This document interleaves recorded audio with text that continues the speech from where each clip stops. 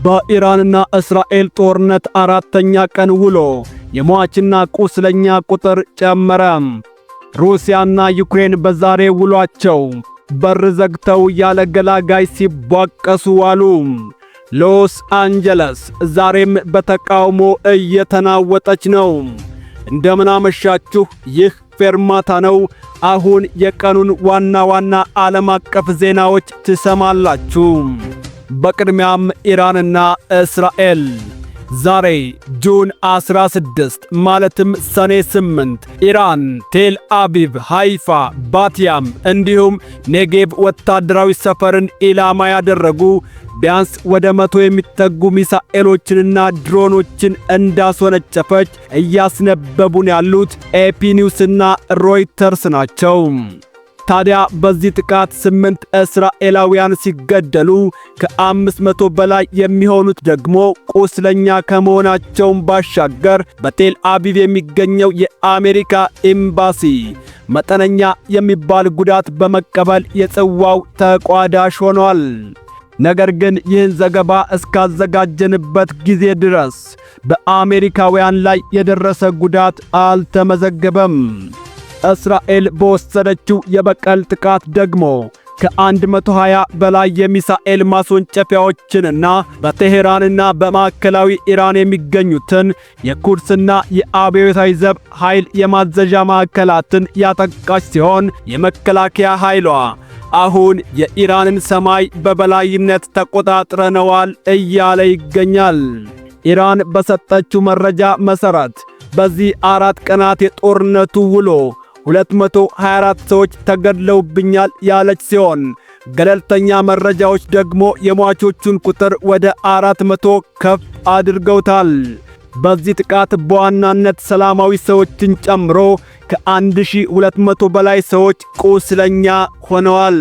እንግዲህ ኢራን 330 ሺህ የሚሆኑ ዜጎቿን ከማዕከላዊ ቀጠናዎች እንዲለቁ ያሳሰበች ሲሆን ሌሎች የእስራኤል ጥቃት ያሰጋቸው በመቶ ሺዎች የሚቆጠሩ ዜጎች ደግሞ ወደ ሰሜን መሸሻቸውም ተሰምቷል። የእስራኤል ጠቅላይ ሚኒስትር ቤንያሚን ኔታንያሁ ተልእኮው አሁንም የኢራን የኒውክሌር ተቋማትንና የሚሳኤል ስጋቶችን ማስወገዱን እንደሚቀጥል ያረጋገጡ ሲሆን የኢራን አብዮታዊ ዘብ መሠረተ ልማቶችን የሚያጠቁ ተጨማሪ ኦፕሬሽኖች ሊካሄዱ እንደሚችሉ አስጠንቅቀዋል። በሌላ በኩል ደግሞ ጠቅላይ ሚኒስትሩ የኢራን የበላይ መሪ አያቶላ ካሚኒን ኢላማ ማድረጋቸው በዶናልድ ትራምፕ ዘንድ ያልተወደደላቸው ቢሆንም ራሳቸው ዶናልድ ትራምፕ ግን ጥቅማቸው ከተነካ በጦርነቱ ላይ ተሳትፎ ሊኖራቸው እንደሚችል ፍንጭ ሰጥተዋል።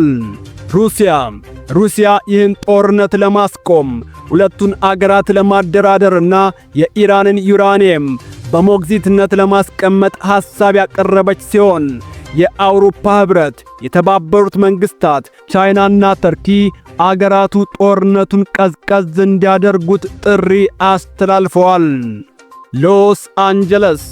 ሎስ አንጀለስ ዛሬም በተቃውሞ እየተናወጠች ነው።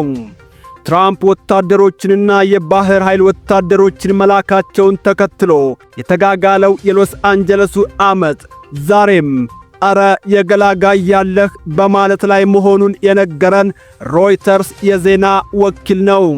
ይህ ዓመፅ በዛሬ ውሎ ሰልፈኞቹ መንገዶችን በመዝጋትና የተለያዩ ቁሶችን ወደ ፖሊሶች በመወርወር እሳት በማስነሳት የቀጠሉ ሲሆን 3 አባሎቼ ላይ ጉዳት ደርሶባቸዋል የሚለው ፖሊስም አሁንም ዓመፁን ለመበተን አስለቃሽ ጭስ፣ ራበር ቡሌትና የተለያዩ ነገሮችን ሲጠቀም ተስተውሏል። ሎስ አንጀለስ ብረሳሽ ቀኜ ትርሳኝ ያሉት ከንቲባ ካረን ባስም አሁንም በመሃል ከተማ የሚገኙ ሲሆን የሰዓት እላፊ አዋጅ ጥለዋል። ፖሊስም ይህን አዋጅ ተላልፈዋል ያላቸውን በርካታ ሰዎች በማሰር ላይ ይገኛል። እንግዲህ ይህ ዓመፅ ማብረጃ ማጣቱን ተከትሎ ከንቲባ ካረን ባስ ሁለቱንም ማህበረሰቦቻችንንና የዜጎችን ነጻነቶች መጠበቅ አለብን። የሰዓት እላፊ አዋጁ ጊዜያዊ ነው። ነገር ግን ሰላም አስፈላጊ ነው ያሉ ሲሆን የተባበሩት መንግስታት የሰብአዊ መብት ኃላፊ ቮልከር ቱርክ ዛሬ ባወጡት መግለጫ ሰላማዊ ሰዎች ተቃውሟቸውን በሚያሰሙበት አካባቢ ባለስልጣናቱ የወታደሮችን ቁጥር እንዳይጨምሩና አላስፈላጊ ኃይልም እንዳይጠቀሙ አስጠንቅቀዋል። አሁን ሩሲያና ዩክሬን በዛሬ ውሏቸው በር ዘግተው ያለ ገላጋይ 99 ጊዜ ሲፈታፈቱ ውለዋል። ዘጋርዲያን በዘገባው ሰኔ 8 ዩክሬን 1000 ኪሎ ሜትር ርቀት ላይ በሚገኙት የኦልባግና ታታርስታን ውስጥ የሚገኙትን የዩክሬንን የኃይል ተቋማትና ሰላማዊ ሰዎችን ኢላማ ሲያደርጉ ነበር ያለቻቸውን የኢራን ሻሂድ ድሮኖች የሚገጣጠሙባቸውን ተቋማት ስትደበደብ ውላለችም። በሩሲያ የቴሌግራም ቻናል ላይ የተለቀቁት ቪዲዮዎችም በተቋሙ አቅራቢያ የሚትጎለጎል ጭስና የድንገተኛ አደጋ ጊዜ መኪኖችን ያሳዩ ሲሆን ሩሲያ ግን ቴክ ኢት ኢዚ አታስቡ፣ የደረሰብን የተወሰነ ቴክኒካዊ መቋረጥ ነው ብላለችም። ታዲያ ሩሲያ ለዚህ የዩክሬን ጥቃት መልስ የሰጠችው ፓልታቭ ቀጠና የሚገኘውን ክሬሜንቹክ የነዳጅ ማጣሪያ እንዲሁም የኃይል ተቋማትን በኢስካንዴ ሚሳኤል በመደብደብ ሲሆን ካርኪቭ ውስጥ የሚገኝ ወታደራዊ መጋዘንንም ቁስለኛ አድርጌዋለሁ ብትልም ዩክሬን ግን የለም ዓለምን አታወናብጂ፣ ቅድሚያ የመታሽው ንጹሃን ሰዎችን ነው ብላለችም።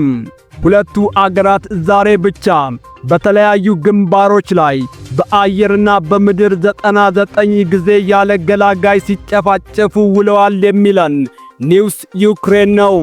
ሩሲያ ባደረሰችው ጥቃት 3 ሕፃናትን ጨምሮ 11 የሚሆኑ ንጹሃንን ቁስለኛ ያደረገች ሲሆን የሩሲያ የመድፍ ጥቃት ያሰጋቸው ባለስልጣናት የጦር ግንባር ከሆነችው ከቻዚቪያር ከተማ ዜጎችን እያስወጡ ይገኛሉ። በፌርማታ ማለዳ ሌሎች ትኩስ ዓለም አቀፍ ዜናዎች እስክንገናኝ ቸር እንቆይ።